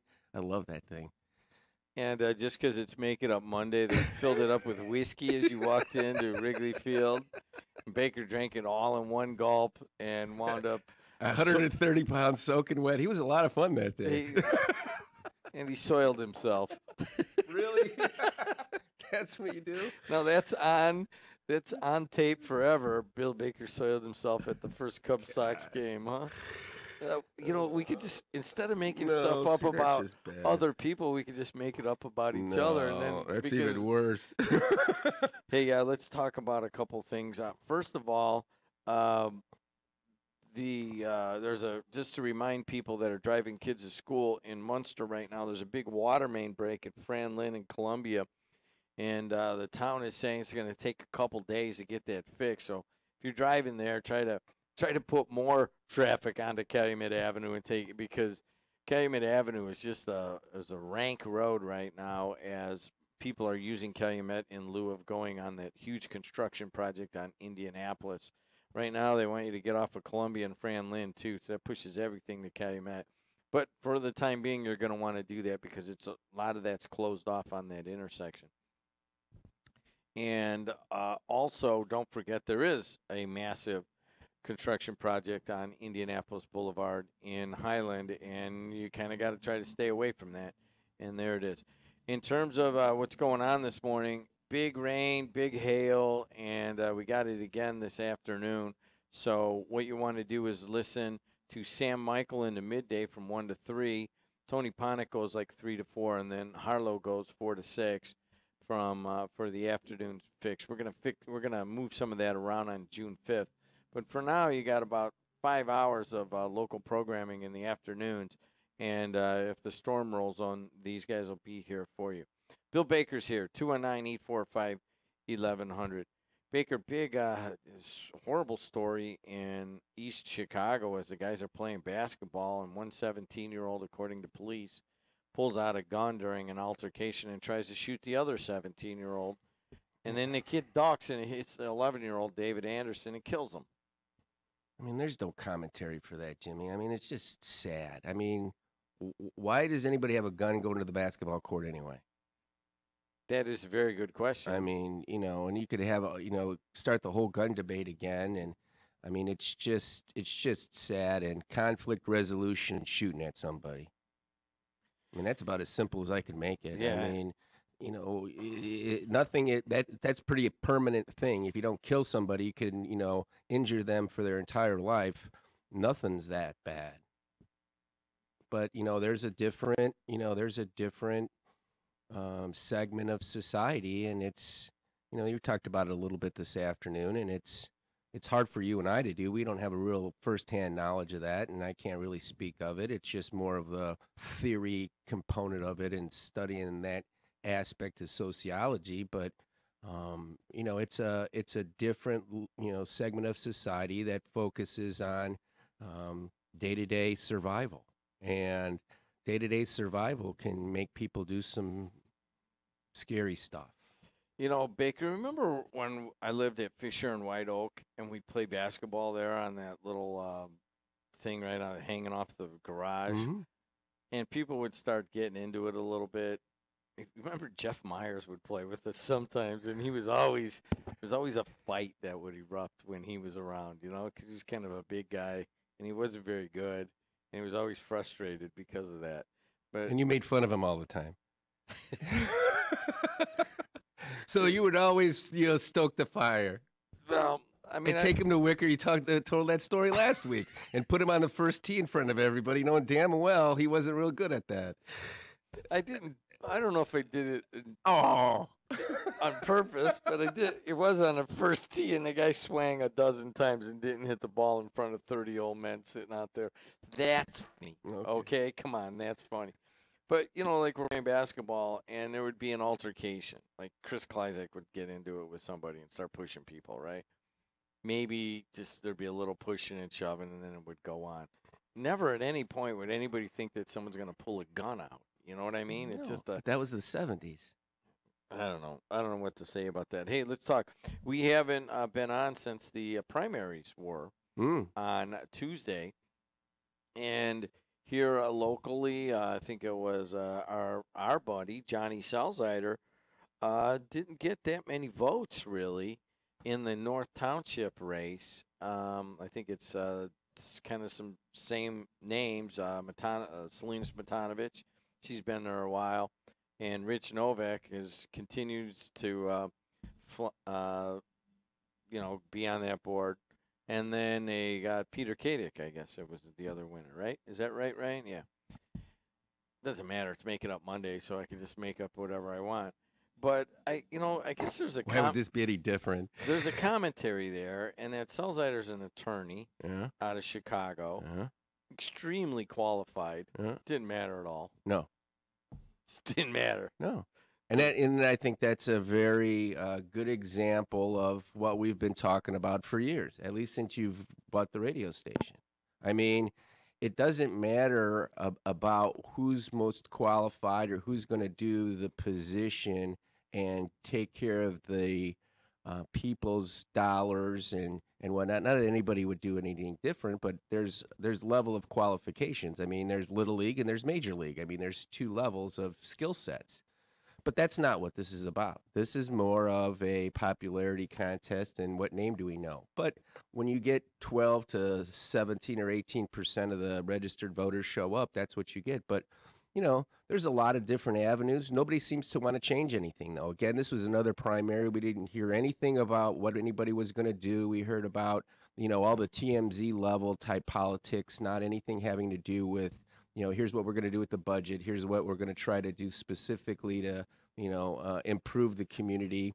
It's, the typical setup after you get through the TMZ component, at least in my opinion. Then you're into the, I'm all about good jobs and, about the kids and, safe streets. Well, who isn't? But, it's to the point where what are you going to do specifically to make that a reality? Baker, it's all about the kids. It's all about the kids. We don't want to, actually teach them how to handle their money, because when you run out of it or waste it, then we just ask for more. All right. The other one is that Munster's own Todd Rokita came in a distant second place to just an outsider, rich outsider, Mike Braun, a Senate candidate now on the Republican side. As soon as he wins, they have a massive rally in Elkhart, basically to showcase Mike Braun from Donald Trump. Republicans in Indiana really think they can unseat Joe Donnelly. That is a huge amount, because it's getting right to where it's going to be right around 50-50. They need to win Indiana. This is going to get ugly. Yeah. I mean, it's going to be a big race. It's going to be national. There's going to be just a ton of money that's going to come into – look at Smiley Face. There's going to be an absolute ton of money that comes into Indiana because on a national level, they want that Senate seat to go to the GOP. And it's right because, it's no secret that Indiana as a whole is a red state. So it'll be very contentious, and it'll be interesting to see how this goes. And I don't know if it's going to be on the up and up. I don't think that's even possible anymore. I think it's just come right out of the mud and let's slug it out in the trenches. That's how it's going to go. But isn't that why we all have, logos with, boxing gloves and everything? Because politics is a hand-to-hand combat sport. I don't know about this one, though. This one sounds like it's just something weird's going to happen. I mean, Donnelly has tried to position himself as a Democrat who can work across the aisle. When he calls in here, he's got a bill that he introduced, and I'm working with so-and-so in the Republican Party.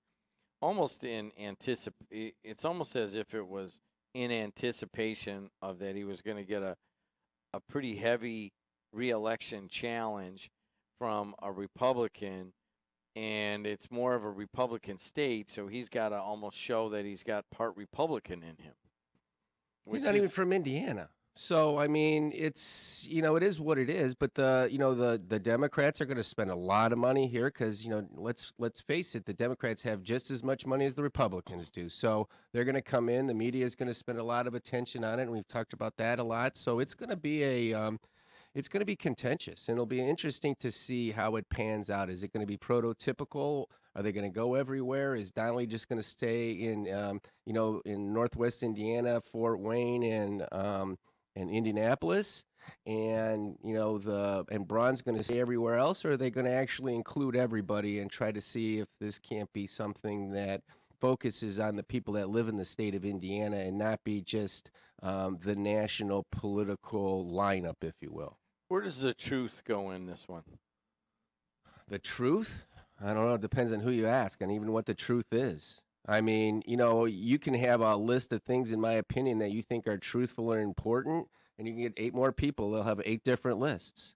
So it goes against kind of what happens to improve where people live. That's, I think, has a lot to do with why there's such a disinterest in the whole environment anymore, because it's not about trying to help the guy or the gal that is just trying to get from this paycheck to the paycheck and try to make it a better life for their family. I mean, it's not a what's the word I'm looking for? It's not just a tagline on a political poster.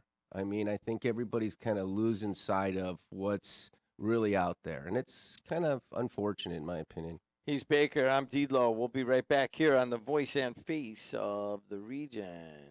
Hey, meet at Giovanni's. Giovanni's in Munster, Northwest Indiana's premier Italian cuisine. Come enjoy our expertly prepared veal, steak, seafood, and other Italian delicacies. Experience over 20 years of entertainment with our piano player Jack every Friday and Saturday evening in the lounge. And join our VIP or E-Rewards on your next stop in. Host your special event, shower, or celebration in our back room. Giovanni's is located at 603 Ridge Road in Munster. Call 836-6220 to make a reservation. Check out our menu at giosmunster.com.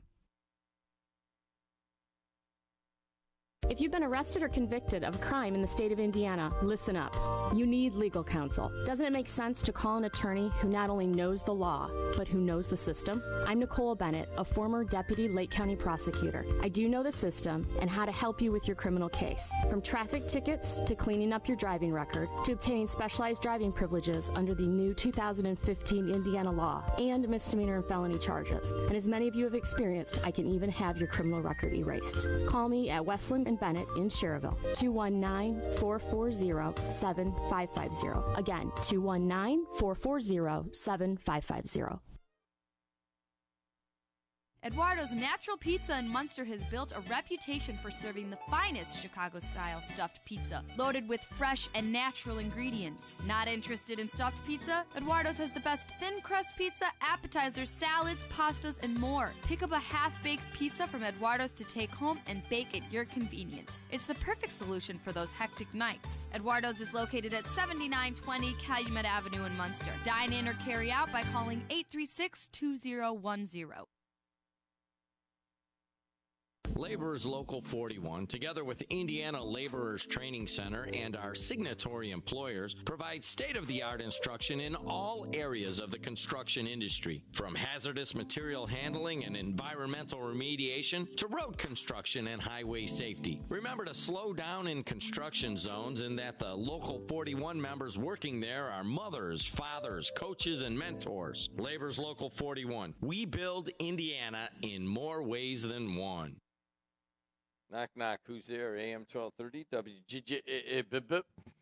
And it's going to be a high of 82, a few thunderstorms hanging around. It might give us a little break in the middle of the day, but you have them right now. It's a pretty rainy day, and then get a little break in the middle of the day, and then you got another wicked series of thunderstorms coming our way. Tomorrow, it may be cooler with the heavy thunderstorms hanging around, maybe a little bit of sunshine in the middle there, though, but high in the 60s tomorrow.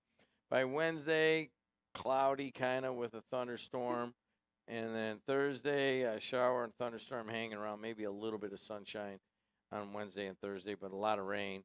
And then Friday, beautiful with clouds and sun and a high of 74 degrees. So it's going to be kind of hard to plan your work schedule this week if you're Kuziak, the roofer, or Hassey, the construction guy, or DeLo, the lawnmower. I mowed my front yesterday, and Alexis was taking a nap, so I didn't want to do the back.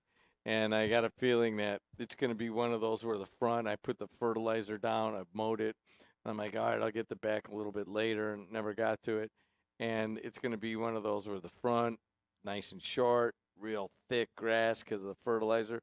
Then you go in the back, and it's going to look like Shruby's house. Nice. Remember Shruby?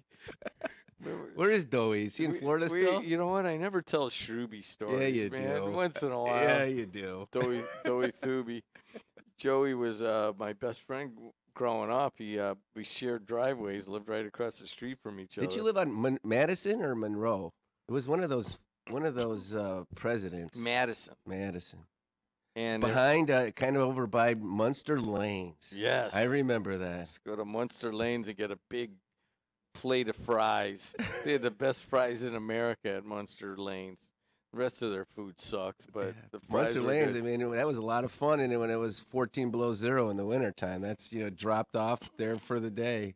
Go in there. Who ran that place? I don't go in even there know. and bowl in 98. Feel good about it. Yeah, kind of like now. I got 100. What'd you do? I got 105, man. Yeah. Break 100.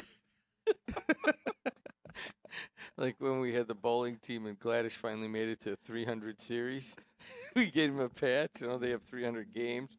We ordered a 300 series one. Nice. He Guess you had to be didn't there. think it was funny at all. 219-845-1100. And Baker and I got a few more minutes. And what are you guys going to do with the rain this week, huh? Hey, let's talk about the county. I know you don't like talking politics with me, but you know how that is. Every once in a while, I bring up the aspect of having the county government and the income tax and spending all that money down there. A whole bunch of stuff in the paper about them hiring a HR director. I mean, I thought that was. Well, it's, obviously 20 years late, but that's, prototypical for Lake County government, but at least they're trying. My question is that going to be a political office? I mean, or a political job from the standpoint of, in the past, everybody that was an elected officer or elected official basically had, their office was, their responsibility, so they got to hire the people. So now it's got to go through this group. Do you think there's going to be visits from the elected officials to the HR office advocating for certain individuals to be hired? Lake County Commission, according to Bill Dolan in the Times, Lake County Commissioners hired a human resources director, but are no hurry to fire the consultant. She is replacing Commissioner Mike Repay and Jerry Tippie. See nothing redundant in paying Danielle Royster of Gary $75,000 and retaining the $42,000 a year contract with Thomas Dabberton's Shared Resource Solutions to advise them on human resource matters. Yeah. So, I mean, I read that, and, congratulations on reading it verbatim out of the newspaper. That was well done. But, the content of how that and the context of how that's going to apply to make it more efficient government. It'll be interesting to see. I mean, Jerry Tippie is somebody in there that is one of the 3 commissioners, which are the executive branch, that actually has experience in the real world and how to run an organization. It'll be interesting to see if he's able to garner the votes from the other 2 commissioners to try to see if they might streamline some of the things that are going down in there. I mean, odds are, I think, out on the street as far as taking the bet, absolutely not. Too much money is involved as it relates to getting this stuff done. Why would they want to change it? So is this just another job that they just added another person and have another office to just continue to grow government?